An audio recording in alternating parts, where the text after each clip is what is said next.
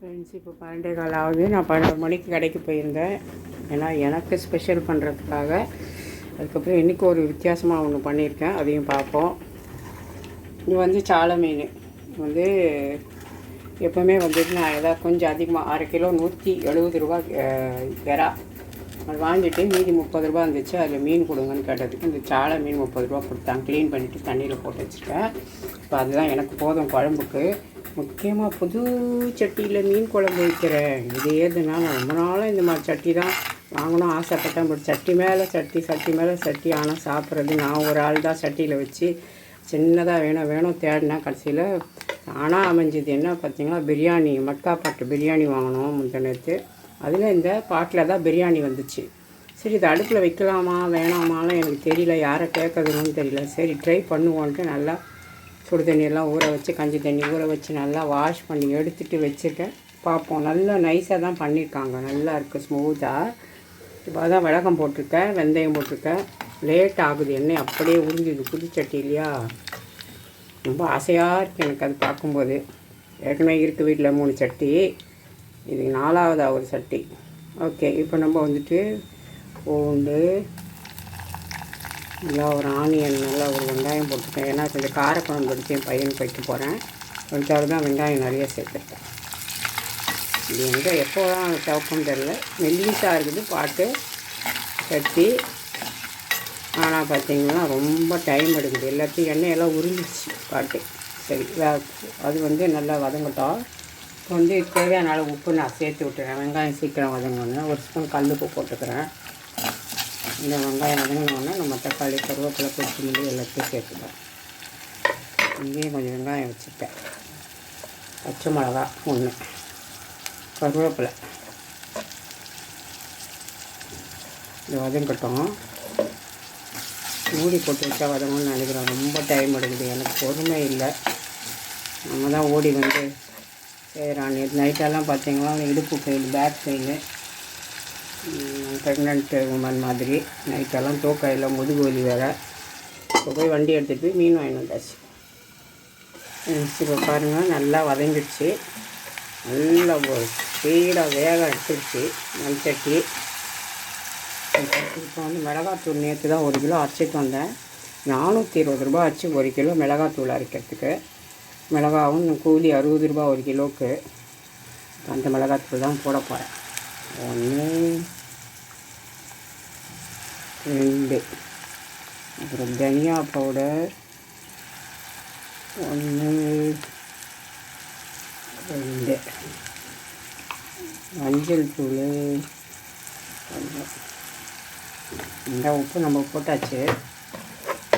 கொஞ்சம் லைட் அப்படி வதக்கி விட்டுட்டு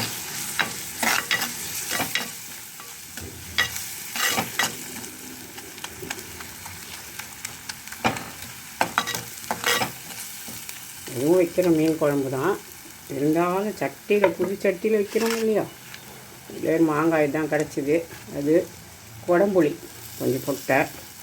அது 2 போட்டுக்கணும். புளி கொஞ்சம் கரைச்சி கொடுத்த கஷ்டமாக இருந்தது, அவ்வளோதான் இருந்தது. இப்போ புளியை சேர்த்து விட்டுருவோம். புளி வந்து கொஞ்சம் தனியாக தான் இருக்குது. இந்த மீனுக்கு குழம்பு ஜாஸ்தியாக என்னன்னு தெரியாது. கொஞ்சமாக நான் குழம்பை எடுத்து வைக்க போகிறேன். எல்லா புளியும் சேர்த்து விட்டுருவோம். உப்பு பத்தலை, இன்னும் கொஞ்சமாக உப்பு சேர்த்து விட்டு அவ்வளோதான். அப்படியே க்ளோஸ் பண்ணணும். கொதிக்கட்டும், மீனை போட்டுக்கலாம். குழம்பு இப்போ ஓப்பன் பண்ணலாம். 10 நிமிஷமாக கொதிச்சிட்ருக்கு. அந்த குழம்பு கொதிக்கிறதுக்குள்ளே நான் இங்கே வந்து இறா வாங்கி எடுத்துட்டேன். அவ்வளோதான், சமையல் டக்குன்னு பண்ண வேண்டியதான். இப்போ நான் வந்து பையன் கொஞ்சம் குழம்பு எடுத்து வைக்க போகிறதுனால வெந்தயம் வந்து பவுட்ரு பண்ணி கொஞ்சமாக வச்சுருக்கேன். வறுத்து பவுட்ரு பண்ணி அதில் ஒரு 1/4 ஸ்பூன் போட்டுக்கலாம். குழம்பு வந்து கொஞ்சம் காரக்குழம்பு எடுத்து வைக்கும்போது நல்லா கொஞ்சம் டேஸ்ட்டாக இருக்கும். அதுதான், ஒரே ஒரு கொதி வரட்டும். மீன் எடுத்து நம்ம போட்டுக்கலாம். அந்த மூடி வைப்போம். இப்போ குழம்பு நல்லா கொதிச்சிடுச்சு. நான் ஆசைப்பட்ட மாதிரியே மண் சட்டி கிடச்சது. அவ்வளோ சந்தோஷமாக இருக்குது. குழம்பு அதுக்கேற்ற மாதிரி நல்லா வைக்கணும்னு வைக்கிறேன். ஓகே, இப்போ கொஞ்சம் குழம்பு எடுத்து இங்கே வச்சுட்டு வேணான்றவங்களுக்கு தக்காளி வரும் வச்சுருவோம். மீதி போதும். இதில் மீனை சேர்த்துடலாம். ரூபாய்க்கு மீன் ஓகே தானே பாருங்கள். ஏதோ ஒன்று 1 2 3 4 5 6 7 8 மீன் கொடுத்துருக்காங்க. 30 ரூபாய்க்கு பரவாயில்லையே. இது அப்படியே கொதிக்க விட்டுடுவோம். அப்படியே இருக்கட்டும். நான் எப்போ பார்த்தாலும் ஒரு மீனை விட்டுடுவேன். இந்த 9. ஓகே, இது அப்படியே மூடி வைப்போம். ஒரு 5 நிமிஷம் நல்லா கொதிக்கட்டும். ஃப்ரெண்ட்ஸ், இப்போ வந்துட்டு மீன் குழம்பு சூப்பராக ரெடி ஆகிடுச்சு. இங்கே பாருங்கள், சாலை மீன் குழம்பு மணக்க புது மண் சட்டியில் நான் ஆசைப்பட்ட மண் சட்டி இதுதான்.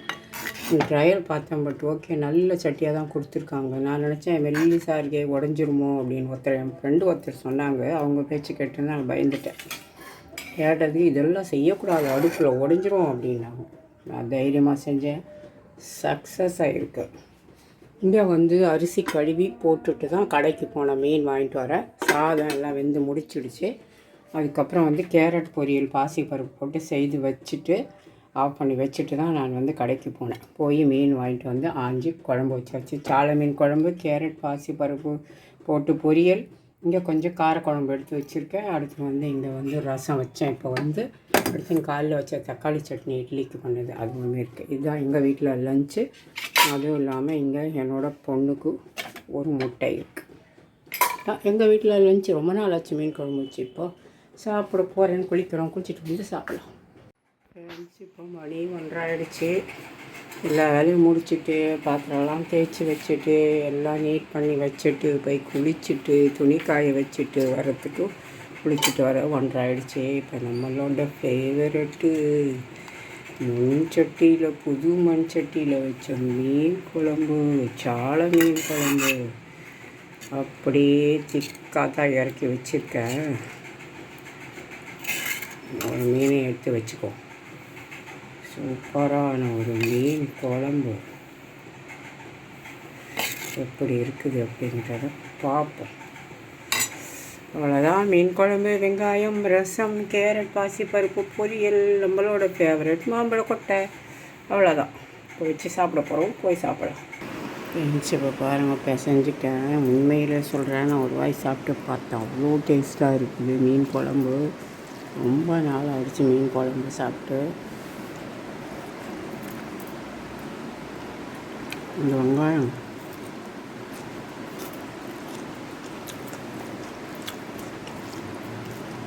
செம்மையாக இருக்கு. நீங்களும் அந்த மாதிரி பிரியாணி பாட்டு வந்தால் தூக்கி போட்டுறாதீங்க. மீன் குழம்பு வச்சுக்கோங்க, செம்மையாக இருக்கும். மீன் பாருங்கள் எப்படி இருக்குது.